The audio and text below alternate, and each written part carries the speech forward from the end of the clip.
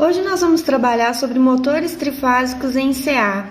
A gente vai ver algumas das principais características, aplicação, fechamentos desses motores trifásicos.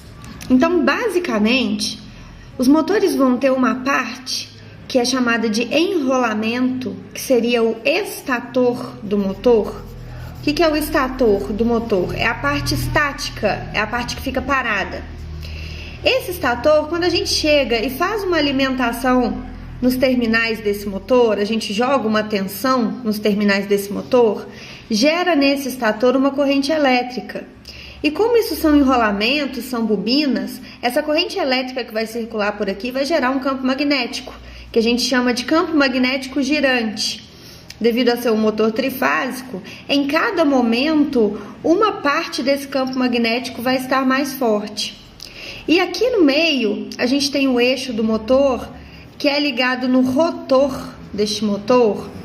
O que é o rotor do motor? É a parte que roda, a parte que gira, que faz movimento mecânico do motor. Esse rotor, ele vai tender a acompanhar o campo magnético que é gerado por esse estator.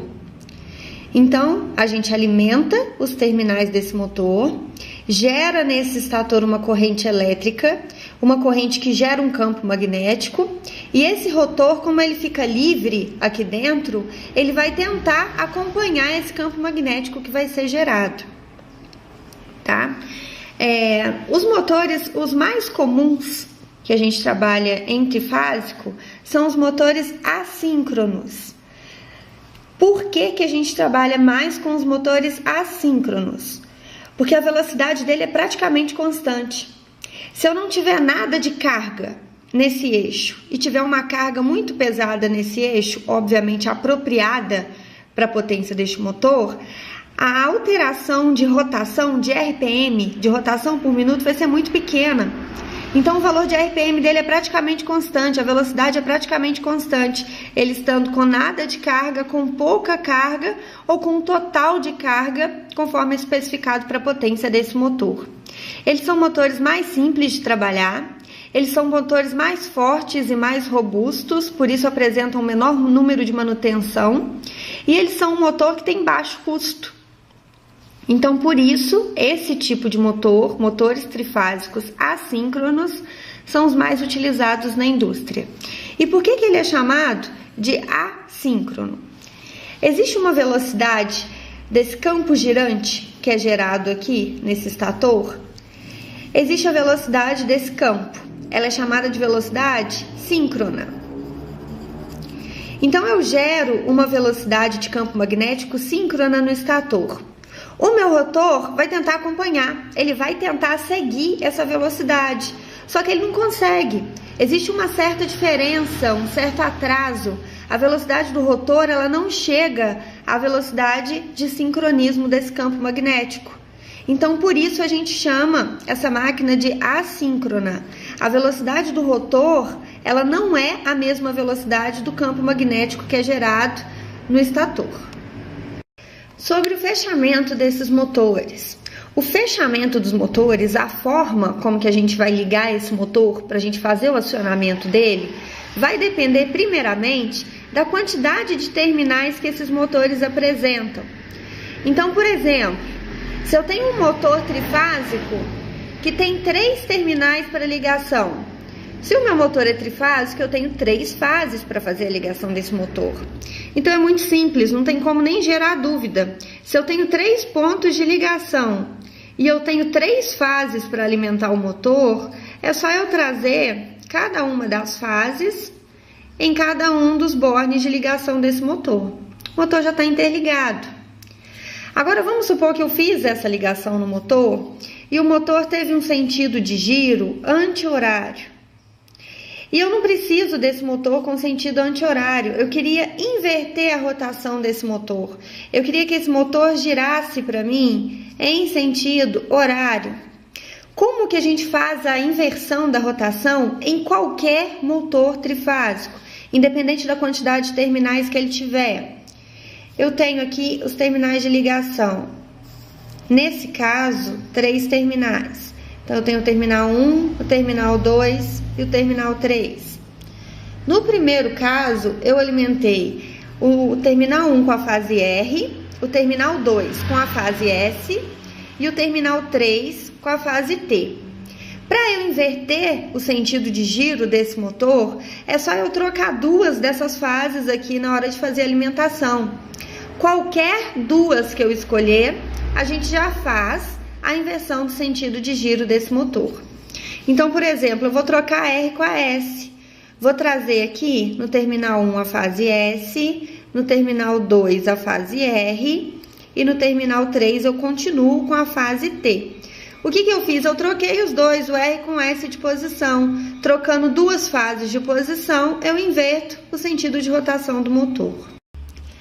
Agora, quando os motores têm mais de 3 terminais de ligação, tá? A proposta que eu tenho para vocês são os motores de principalmente 6, que são os mais comuns, e os motores de 12 terminais de ligação. Os motores de 9 terminais não são muito utilizados, não. A gente vai trabalhar com 3 tipos. Primeiro, o tipo estrela-triângulo. O tipo estrela-triângulo, ele pode ter 6, 9 ou 12 terminais de ligação. A gente vai ver o fechamento do terminal de 6, do motor de 6 terminais e do motor de 12 terminais, estrela-triângulo. O motor estrela-triângulo, ele pode ser definido pela sua placa através de algumas características. A primeira característica do motor estrela-triângulo é que ele só tem um valor de RPM. Ele não vai ter baixa e alta rotação. Ele só vai ter um valor de RPM, um valor de rotação. E agora, com relação à quantidade de valores de tensão, ele pode apresentar 2 ou 4 valores de tensão. Se o motor for de 6 terminais, ele vai me apresentar 2 valores de tensão. Se o motor for de 12 terminais, ele vai me apresentar 4 valores de tensão. E a relação entre essas tensões é uma defasagem de raiz de 3 vezes. Então, um exemplo. Se for um motor de 2 tensões e eu tiver uma tensão de 220 volts, a tensão mais alta vai ser raiz de 3 vezes maior. Então, se você pegar e multiplicar 220 por raiz de 3, você vai encontrar 380 volts. Agora, com relação ao motor de 4 tensões, como que essas tensões elas vão estar relacionadas? 2 a 2. Então, vamos definir aqui. Se a primeira é 220, a segunda vai ser 380 volts, porque a relação entre as duas tem que ser raiz de 3. Só que a terceira, ela não vem com a mesma relação de raiz de 3. Ela vem como o dobro da primeira. O dobro da primeira é 440 volts. Agora sim eu vou ter de novo a relação raiz de 3. 440 vezes raiz de 3, 760 volts. Então, a defasagem entre as tensões do motor de 12 terminais estrela-triângulo é raiz de 3 vezes maior, 2 a 2. Então, entre as duas primeiras existe uma relação de raiz de 3 vezes maior, e entre as duas últimas também existe uma relação de raiz de 3 vezes maior, sendo que da primeira para a terceira elas são o dobro. Outro tipo de motor bastante utilizado é o motor do tipo da Lander. O que vai diferenciar aqui um motor estrela-triângulo do motor da Lander internamente? É o modo como as espiras, como as bobinas desse motor, elas são enroladas. O modo como é feito o enrolamento interno desse motor.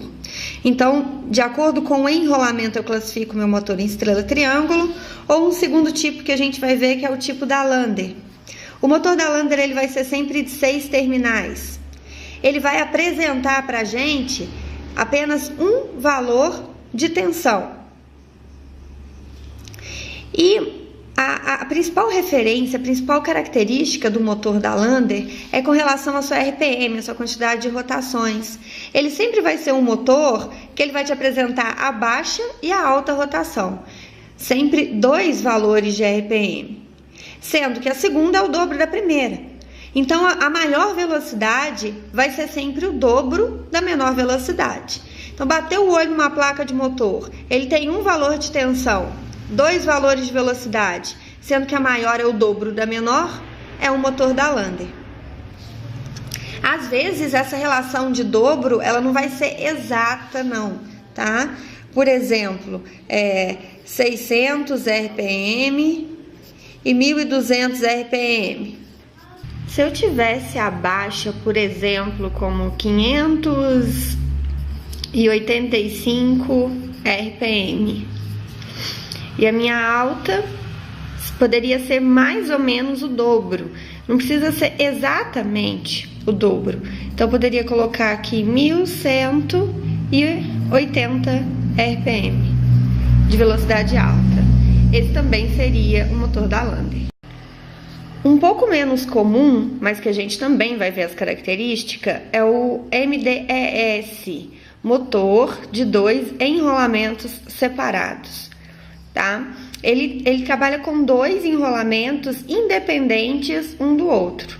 Ou a gente trabalha com o primeiro enrolamento, que são os terminais 1, 2, 3 dele, ou a gente trabalha com o segundo enrolamento, que são os terminais 4, 5 e 6 do motor. Características desse motor. Cuidado para não confundir o MDES com o motor da Lander. O MDES ele também é um motor de 6 terminais, assim como o da Lander. Ele também apresenta apenas um valor de tensão, assim como o da Lander. Ele também apresenta 2 valores de RPM, um baixo e um alto. A única diferença para a gente fazer essa classificação é que não existe relação da alta velocidade com a baixa velocidade. Então, que nem aqui no da Lander, uma é o dobro da outra, não existe essa relação no MDS. Então, eu poderia ter um motor de 800 RPM na baixa e 1.200 RPM na alta, por exemplo. Então, nem se eu fizesse o dobro aqui, 1.600, estaria muito longe de 1.200. Não é um motor da Lander. Classificaríamos então como motor de 2 enrolamentos separados MDS. Tá joia?